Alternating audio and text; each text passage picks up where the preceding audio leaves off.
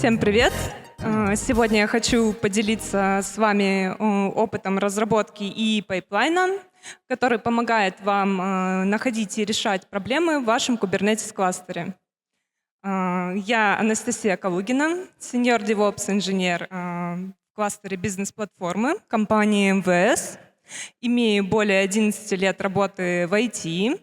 Начинала свой путь со специалиста технической поддержки в компании iFree, а на сегодняшний день являюсь частью команды коммунального сервиса экспертизы в МВС.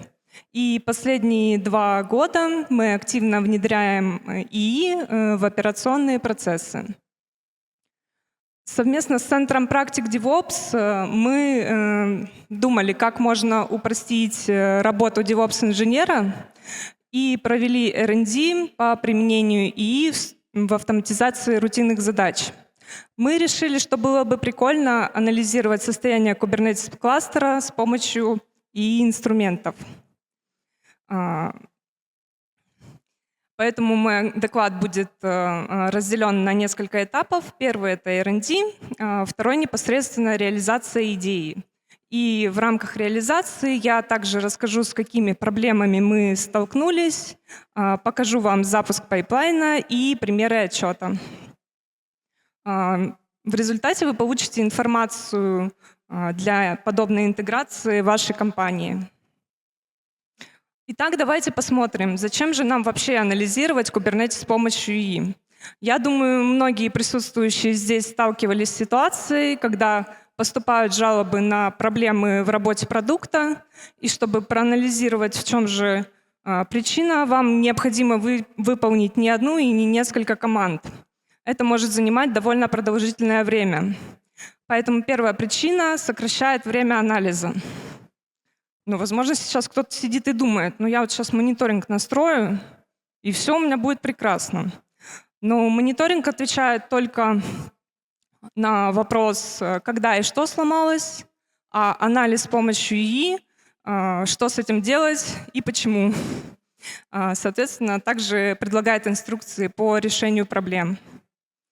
И если в компании есть небольшие команды, у которых нет собственного DevOps-инженера, подобный анализ тоже упростит им жизнь. В рамках R&D мы предварительно изучили и отобрали инструменты. Также выбрали самые популярные на тот момент по статистике в компании модели и определили самые частые кейсы, с которыми мы сталкивались при поддержке Kubernetes-кластера. Из инструментов мы выбрали K8 Edge GPT, kubectl-i и DevX Agent. Это внутренняя разработка компании нашей. Также рассматривали, но не взяли Headlamp Assistant. Это плагин с поддержкой ИИ. Там необходима была доработка по коду, так как в него был вшит OpenAI URL, а мы хотели использовать кастомный URL для моделей. Соответственно, K8 GPT оператор устанавливается непосредственно на кластер Kubernetes, и нам нужно было какое-то универсальное решение, чтобы команда могла интегрировать себе его с минимальными затратами. Поэтому мы отказались от этого инструмента. Из моделей мы выбрали одну внешнюю, это Grok 4, и одну внутреннюю, Qwen 2,5. Значит, чтобы проверить эффективность инструментов и моделей, мы составили табличку рейтинга, где описали результаты для кейсов по инструментам и моделям. Предварительно, чтобы понимать, какие оценки мы выставляли по кейсам, посмотрим легенду. Единичку мы ставили, если для инструмента модель не нашла ошибку. Двоечку, если нашла ошибку, предложила команда kubectl, не предложила готовое решение и не смогла закончить анализ. Троечку, если нашла ошибку, предложила нерабочее решение. Четверочку, если нашла ошибку, предложила рабочее решение, не смогла его выполнить. И пятерка, нашла ошибку, предложила рабочее решение, выполнила его сама. Вот наша табличка. Тут мы видим сразу 2 лидеров. Это kubectl-i и DevX Agent. Также мы видим, что внешние модели тоже лидируют над внутренними. Вот. И что же по результатам? Мы стали думать, как на практике нам нужно применить наши знания, предлагали идеи, и мне понравилась больше всего идея моего коллеги с разработкой GitLab CI пайплайна, который будет запускаться ночью по расписанию, и на утро вы будете получать готовый отчет с потенциальными проблемами и рекомендациями по решению к ним. Таким образом, мы переходим к второму этапу реализации идеи. Да? И что хотелось бы сразу отметить, что DevX-агент мы не использовали для реализации, так как у него только интерактивный режим был. И согласно требованиям регламента безопасности мы могли использовать только внутренние модели. Ну, давайте посмотрим, какие же инструменты мы выбрали. Это K8 и kubectl-i. Ну, я думаю, что сейчас многие подумают, почему K8 Он же себя не так хорошо показал, и вообще зачем он тогда? Я сейчас расскажу подробнее, что из себя представляют инструменты, и будет понятно уже. K8 он используется для анализа и решения проблем в кластере Kubernetes.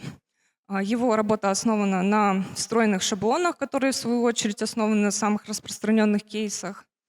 И для данного инструмента поддержка ИИ опциональна. То есть он может анализировать и без ИИ, просто согласно шаблонам, на которых он основан. kubectl-i предназначен не только для анализа, но и для управления кластером Kubernetes. Соответственно, он может не только анализировать, но и править какие-то проблемы со специальным ключом skip permission. Но такую возможность мы ему не давали в рамках нашей задачи.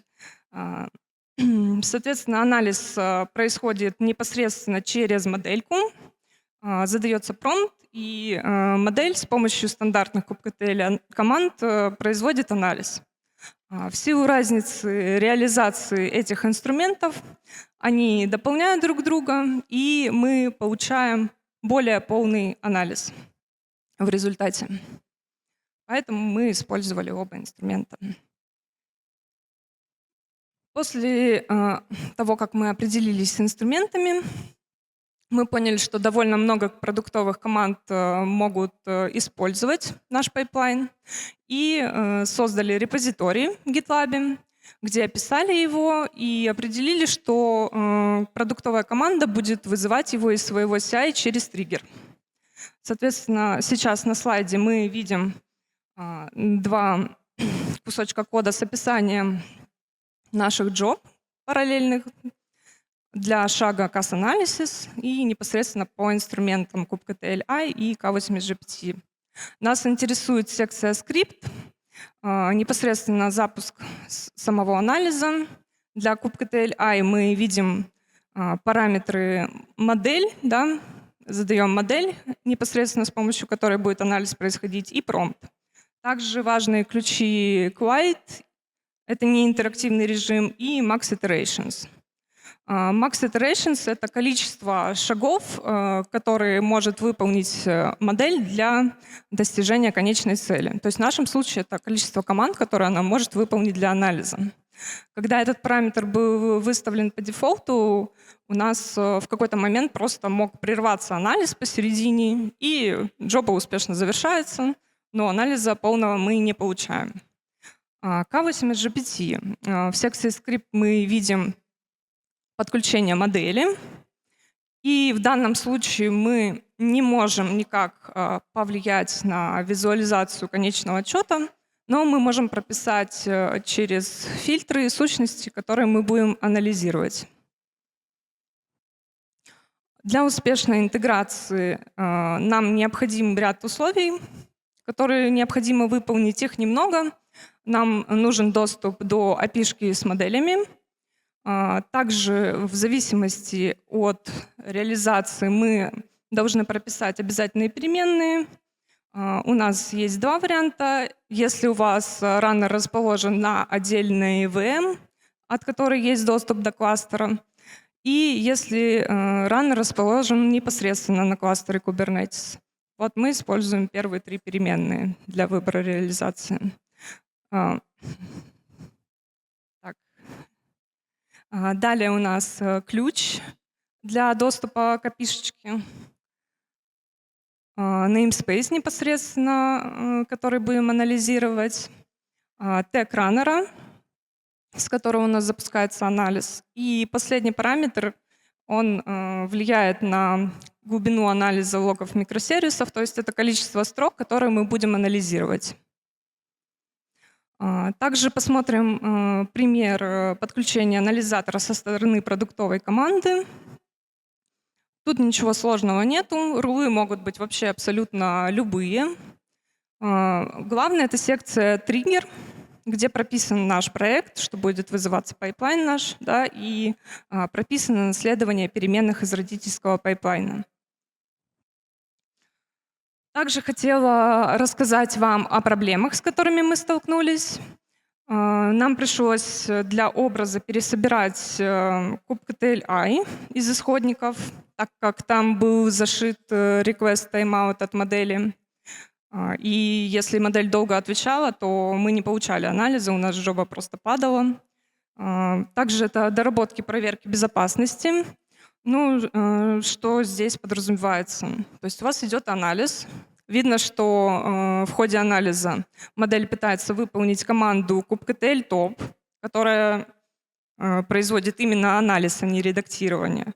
Но при этом джоба падает с ошибкой того, что давай-ка нам ключ на редактирование. Хотя зачем он нужен? Ну вот, пришлось с группами для kubectl команд поработать, чтобы корректно проходил анализ. Далее это подбор лучшей внутренней модели для нашей задачи. Разные модели по-разному справляются с анализом. И были случаи, когда довольно эффективные, да, мощные модели не производили никакого анализа вообще. То есть не было ошибок, но при этом и не было анализа. Как пример, это GLM 4.6 и Chimica 2 Instruct. Ну, наши ребята, которые предоставляют нам модели внутри компании МВС GPT, они не стоят на месте. Они обновили эти модельки, и анализ внезапно заработал. Вот. Но, тем не менее, все равно есть модели, которые значительно хуже по сравнению с другими справляются с анализом. Последнее — это составление идеального промпта. Ну, для kubectl-i, как мы уже поняли. Здесь мы остановимся подробнее. На данном слайде представлена эволюция промптов, то есть от самого-самого простого к тому, что мы имеем уже сейчас.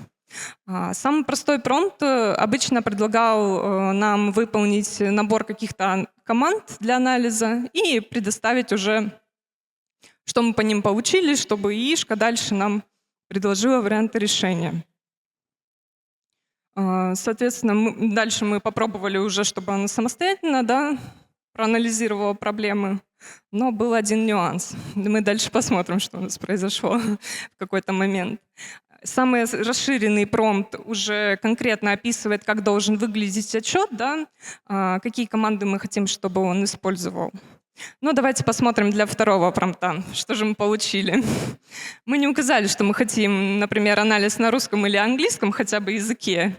Ну и почему бы и нет, моделька решила, что хорошо, проведу полный анализ состояния, а дальше можешь испанский изучить, и в целом, может быть, поймешь, что мы тут тебе наанализировали. Ну, из забавного, это сделало мой день, да. Квен 2,5 подводил итоги. Алёш, братан, такая доклад. Ну, явно из какого-то форума данные были взяты. Вот. И в заключение еще вот такие дела. И ракетка с ракетой. Ну, тоже неплохо. Теперь мы переходим к интерактивной части, к запуску пайплайна. Здесь мы посмотрим сравнение на нескольких моделях. Да, непосредственно будем смотреть kubectl-i, так как Тут будет хорошо видно, как меняется отчет, ввиду того, что мы через промпт задаем, да. Будет простенькая модель сначала у нас, определена DeepSeek R1 Distilled 14B. Она маломощная, и на ней обычно у меня либо галлюцинации, либо она предлагает какие-то команды для анализа выполнить, либо вообще пишет: да у тебя все хорошо, ты не парься, все нормально. Ну, в целом анализ у нас недолго проходит, пара минут, вот если смотреть уже не на тестовый стенд, а на команды. В данном случае мы видим, что у нас довольно много рассуждений на английском языке, хотя в промпте явно указано, чтобы ответ был краткий. Но тем не менее, модель может игнорировать, да, промпт, части вашего промпта. Сразу скажу, что мы словили галлюцинацию модели, так как подов MyFrontend и MyBackend я не готовила для вас.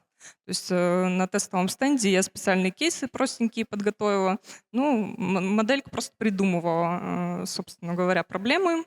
С таким я крайне редко, но сталкивалась и на стендах продуктовых команд. Когда модель придумывала проблемы, я еще такая смотрю, какие-то странные названия подов. Неужели у нас разработка какие-то странные тестовые поды подняла? Пошла проверять, а там их нету. Я такая: прикольно. Получается, что врет. Вот таким образом проблемы придуманы, советы дает. И еще плюс ко всему, помимо русского, тут мы видим еще и китайский немножечко. Ну вот, слабенькая моделька, которая не очень хорошо проводит анализ у нас Kubernetes. Сейчас мы переопределение уберем. Будем использовать уже модель, которую по дефолту у нас в переменной прописана. Это Quent Recorder. Она очень хорошо справляется с анализом. Ну и давайте посмотрим, что у нас получилось. Довольно быстро у нас прошел анализ. Тут мы уже видим прямо, что ничего лишнего нету. Конкретно проблема, описание, причина, рекомендации. Ну и кейсы, соответственно, уже, которые я готовила, ну, самые простенькие. Config-map кейс, то есть у нас нету config-map, да, с таким названием, который прописан, соответственно, под у нас не может запуститься. Ну, тут все корректно написала, создать недостающий config-map. Nginx App Overlimit. Слишком много ресурсов я запросила для создания контейнера. Рекомендация уменьшить запросы, да, или добавить ноды с достаточным количеством ресурсов. Вот, тоже корректно. BetImage, ну тут это прям вообще самое простенькое. В названии образа ошибку сделала. Соответственно, рекомендации тоже корректные. И последнее — это Postgres. Под не может подняться из-за того, что у него unbound persistent volume claim. И предлагает убедиться, что все хорошо у нас с persistent volume и корректный storage класс указан. Ну а дальше он дополнительно пишет, что все-таки класс-то некорректно указан. Укажи существующий, либо поправь. Будет тебе счастье, и будет у тебя все работать. Таким образом, как я уже сказала, это тестовый стенд и кейс специально для вас. Я понимаю, что, конечно, яишкой вы вряд ли захотите подобное, да, анализировать. Поэтому давайте перейдем к слайду с анализом для продуктовой команды уже. Ну, тут первые проблемы, которые мы видим, это связанные с Java и с лимитами по ней. Но нас интересует проблема номер 4. Как видим, подозрительная активность, да, в микросервисе. То есть он просканил логи и увидел SQL-запрос, который, возможно, создает бесконечный цикл опроса и нагрузку на базу данных. Соответственно, рекомендации тоже дал оптимизировать логику запроса и настроить мониторинг нагрузки на БД. Ну, тоже вот такие проблемы, которые явно ошибками не указаны в логах, да, но потенциально есть. Их мониторингом мы вряд ли сможем замониторить. Также давайте посмотрим кратенько отчет по K8 GPT. У нас визуализацию мы никак не можем тут формировать, но довольно простая структура в отчете. Первое — это оранжевым выделена сущность, да, в которой ошибка найдена. Далее уже непосредственно описание ошибки. И зеленым выделен solution, да, рекомендации по решению проблемы, которая найдена. Ну, давайте подводить итоги. И пайплайн у нас значительно сокращает время, да, для поиска и решения проблем. Но при всем этом необходима валидация со стороны инженера, так как мы уже видели, что модельки могут и галлюцинировать, могут и неверное решение предлагать. То есть валидация все равно необходима. Ну и также мое мнение, что не стоит давать права на редактирование сущностей при анализе, потому что все равно может что-нибудь сломать, может поправить то, что ты как бы не хотел, чтобы она правила. Мы включали режим как раз с ключом skip permissions.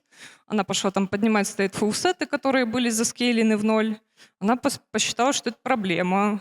Вот. Подняла то, что не надо было поднимать. Ну, в общем, да, интересные вещи начинают твориться, если давать права на редактирование. Ну, в заключение хочу сказать, что если вы хотите быстрее решать проблемы на вашем кластере Kubernetes, то я предлагаю вам присмотреться к инструментам, о которых я вам рассказала, K8 GPT и kubectl для интеграции в вашей системе. На данный момент для нашего инструмента прошел успешно пилот, были получены положительные фидбэки, и мы собираемся дальше развивать и внедрять наш пайплайн в команды. Хотим сделать отправку результатов на почту или в чат при запуске по расписанию. Также хочется добавить отчет по количеству свободных и занятых ресурсов в namespace с рекомендациями. Ну, на этом у меня все. Всем спасибо за внимание.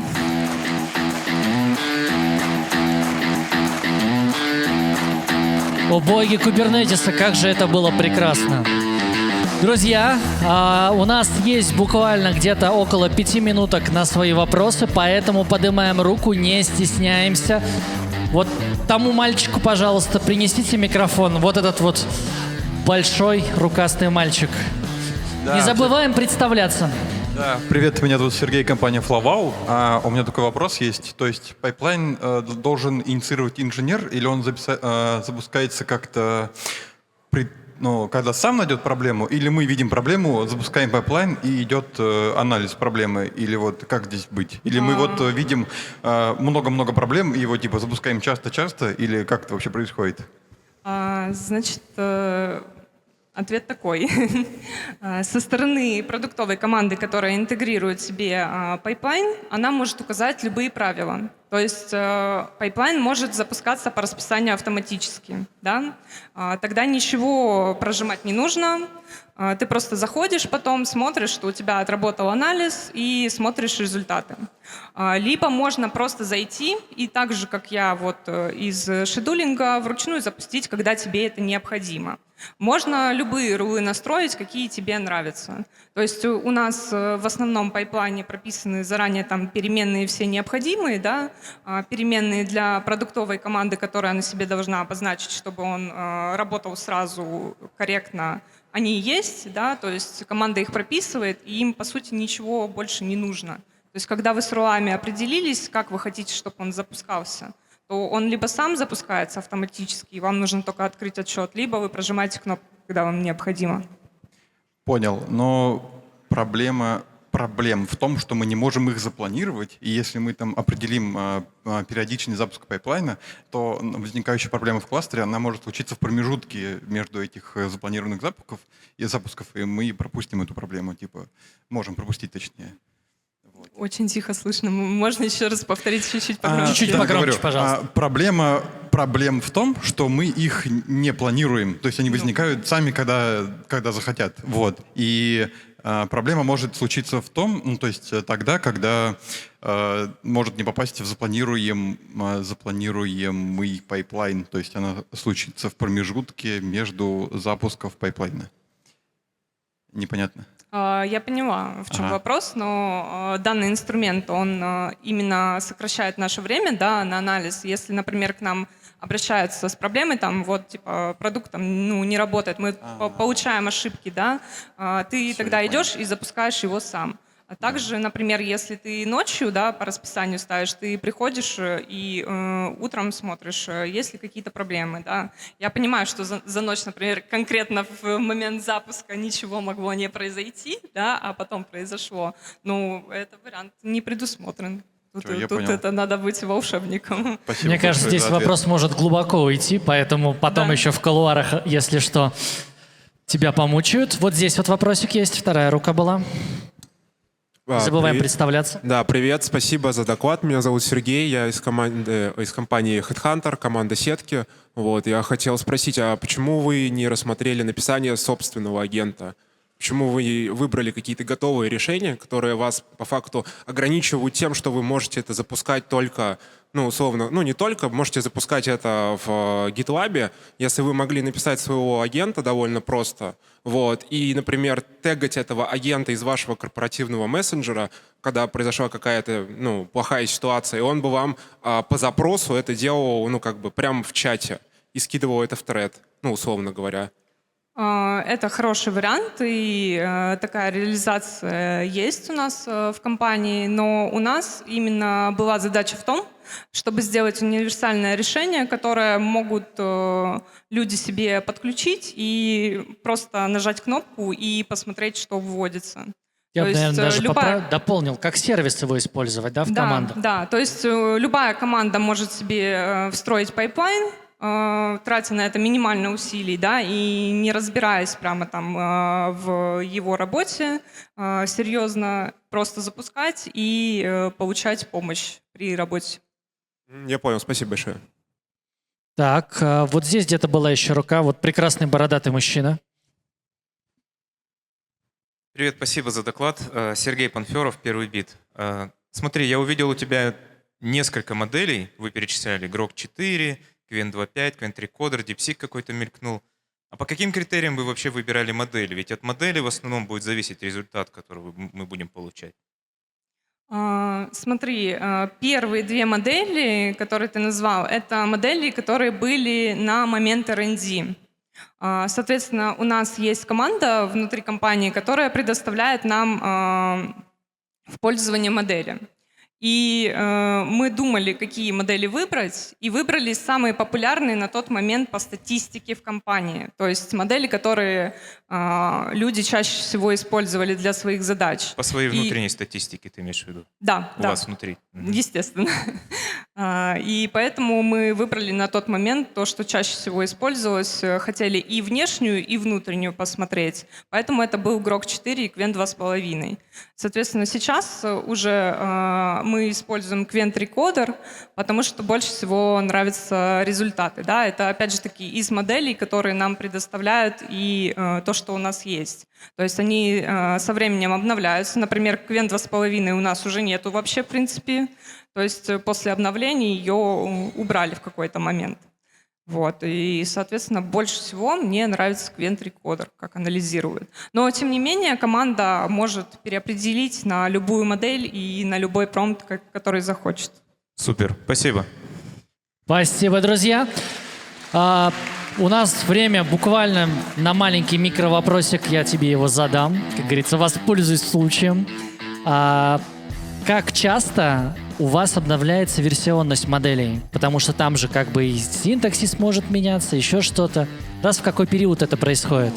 Это сложный вопрос. На самом деле я не дам на него ответ, потому что это происходит со стороны команды МВС GPT. они не всегда даже могут прям вот так глобально предупредить, потому что когда вот обновили модели GLM 4.6, да, и Kimiko 2 Instruct, то есть это было в определенный момент, я такая запускаю пайплайн, ничего должно не работать, а потом я узнаю, что модели обновили, и у меня анализ идет, и я такая, ничего себе, круто, спасибо, ребят. Ну что, на мой взгляд, стоит поаплодировать Анастасии. Она была нашим первым спикером. Не скупитесь на аплодисменты. Всем спасибо. Спасибо, Настя.